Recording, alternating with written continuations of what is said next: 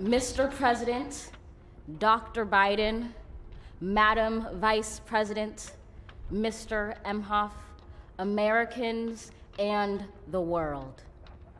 When day comes, we ask ourselves, where can we find light in this never-ending shade? The loss we carry, a sea we must wade. We've braved the belly of the beast. We've learned that quiet isn't always peace. In the norms and notions of what just isn't always just is. And yet the dawn is ours before we knew it. Somehow we do it. Somehow we've weathered and witnessed a nation that isn't broken, but simply unfinished. We, the successors of a country and a time where a skinny black girl descended from slaves and raised by a single mother can dream of becoming president, only to find herself reciting for one. And yes, we are far from polished, far from pristine, but that doesn't mean we are striving to form a union that is perfect. We are striving to forge our union with purpose, to compose a country committed to all cultures, colors, characters, and conditions of man. And so we lift our gazes not to what stands between us, but what stands before us. We close the divide because we know to put our future first. We must first put our differences aside. We lay down our arms so we can reach out our arms to one another. We seek harm to none and harmony for all. Let the globe, if nothing else, say this is true. That even as we grieved, we grew, that even as we hurt, we hoped, that even as we tired, we tried, that we'll forever be tied together, victorious, not because we will never again know defeat, but because we will never again sow division. Scripture tells us to envision that everyone shall sit under their own vine and fig tree, and no one shall make them afraid.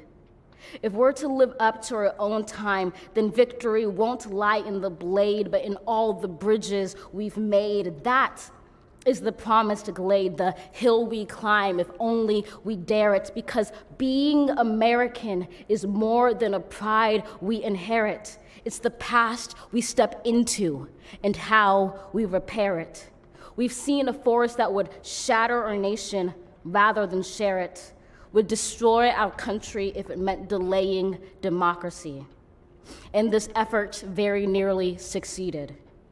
But while democracy can be periodically delayed, it can never be permanently defeated.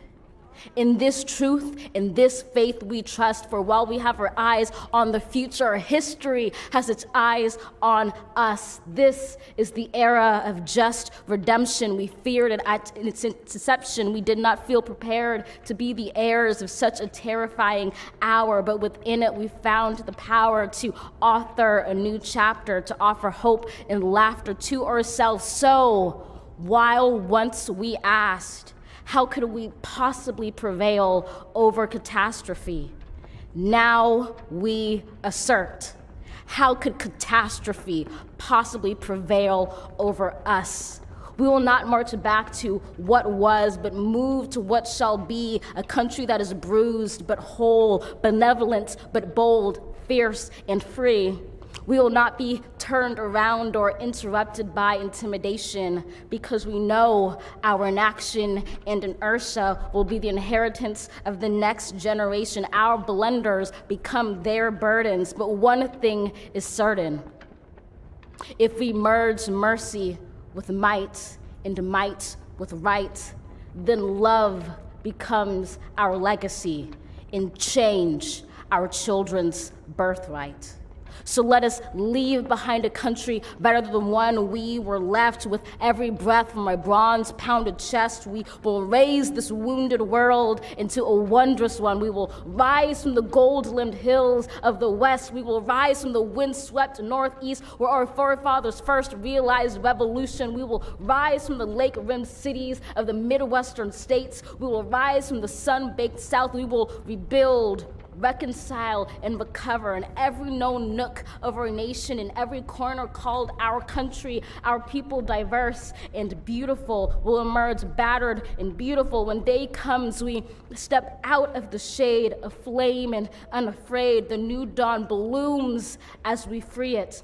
For there is always light, if only we're brave enough to see it, if only we're brave enough to be it.